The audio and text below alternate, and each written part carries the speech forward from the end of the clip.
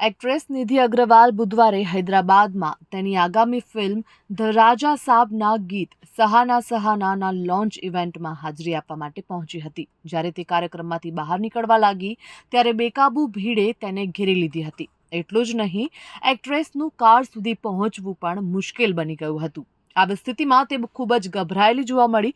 તેના બાઉન્સરે મુશ્કેલીથી તેને ભીડમાંથી બહાર કાઢી અને કારમાં બેઠા પછી નિધિ અગ્રવાલના જીવમાં જીવ આવ્યો હતો.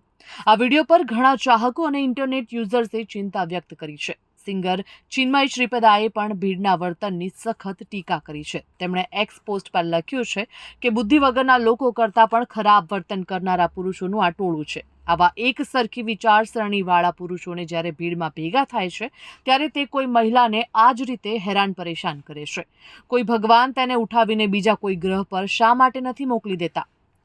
નિધિ અગ્રવાલે પોતાની કારકિર્દીની શરૂઆત વર્ષ 2017માં ફિલ્મ મુન્ના માઇકલથી કરી હતી. ફિલ્મ ધ રાજા સાબના ડિરેક્ટર મારુતિ દાસારી છે. આમાં પ્રભાસ અને નિધિ અગ્રવાલ ઉપરાંત સંજય દત્ત, માલવિકા મોહનન અને રિદ્ધિ કુમાર પણ છે. આ ફિલ્મ 9 જાન્યુઆરીએ રિલીઝ થવાની છે.